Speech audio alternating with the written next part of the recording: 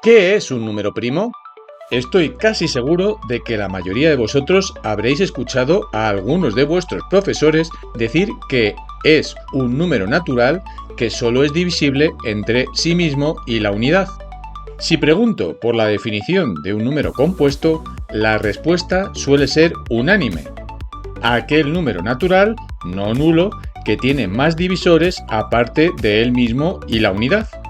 Según esto, los números naturales no nulos se dividen en dos grupos, los primos y los compuestos.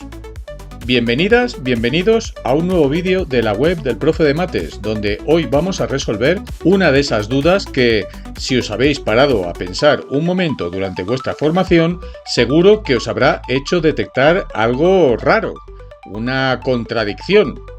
Si damos por buenas estas dos definiciones tan populares que os he comentado, os pregunto, ¿qué pasa con el número 1? ¿Es un número primo o es un número compuesto? Si aplicamos la definición que todos hemos escuchado y a la que nos han guiado en decenas de veces en nuestra clase, el número 1 debería ser primo, ya que es divisible entre sí mismo, el 1, y la unidad, que vuelve a ser el propio 1. Y, lógicamente, al ser primo no sería compuesto, ya que no tiene más divisores. El 1 cumple a la perfección con esa definición que se arrastra durante años en las aulas. Sin embargo, si aceptamos esa premisa, algo debería romperse en nuestro pequeño corazón lógico-matemático. ¿Por qué? Porque seguro que también habéis oído hablar de que los números primos son la tabla periódica de los números naturales mayores que 1. ¿Conocéis la tabla periódica, verdad? Esa estructura formada por todos los elementos químicos que se conocen hasta la fecha y que dan lugar a toda la materia conocida hasta el momento. Cualquier molécula o cualquier compuesto químico está configurado de manera única por la combinación de esos átomos. Pues en matemáticas pasa exactamente lo mismo. Los números primos son la tabla periódica de los números naturales mayores que 1.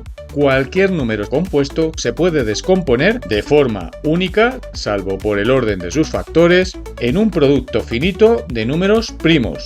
A ese resultado tan crucial para las matemáticas lo conocemos como el teorema fundamental de la aritmética. Fijaros, por ejemplo, lo que ocurre en cualquier número si el 1 fuera un número primo.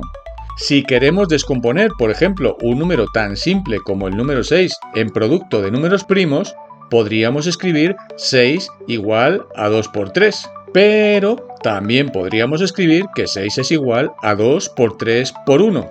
Incluso podría decirte que 6 es igual a 2 por 3 por 1 y por 1. Puedo poner tantos unos como me dé la gana y 6 sería igual a ese producto. Si el 1 fuera un número primo, la unicidad de la descomposición factorial se rompe por completo.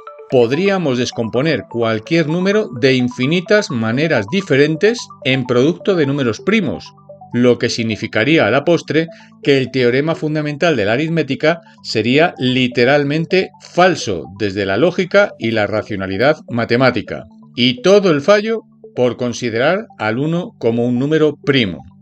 Ahora comprenderéis que quienes definen la condición de número primo, como tantas veces se dice incorrectamente en clase, cometen un error técnico que invalida por completo una de las bases fundamentales de la teoría de números. Esta situación tardó siglos en resolverse. Mientras que en la antigua Grecia el 1 ni siquiera se entendía como un número y por tanto ni era primo ni compuesto, sino que era considerado simplemente como la unidad, algo indivisible, la definición de número primo se fue transformando a lo largo de los siglos, llegando a incluir en un principio al número 1 dentro de esta categoría. Sin embargo, durante el siglo XVIII, grandes mentes de la historia como Christian Goldbach o el mismísimo Leonhard Euler empezaron a dudar sobre qué hacer con el número 1. La veracidad de sus teoremas y resultados corría un grave peligro si el número 1 se seguía considerando un número primo. Tuvo que llegar a principios del siglo XIX el príncipe de las matemáticas, Carl Friedrich Gauss, para asentar definitivamente las bases modernas del teorema fundamental de la aritmética. Gauss demostró que para que las matemáticas funcionaran con una estructura perfecta y sin fisuras, la unidad, el 1, debía quedar excluido de los números primos. A pesar de su enorme autoridad, algunos matemáticos rezagados siguieron incluyendo al 1 en las listas de números primos hasta bien entrado el siglo XX, momento en el que por fin se alcanzó un consenso internacional definitivo que, por lo que parece, no ha terminado de calar en las aulas de primaria y secundaria. De ese modo, la definición formal, técnica y rigurosa de número primo es la siguiente.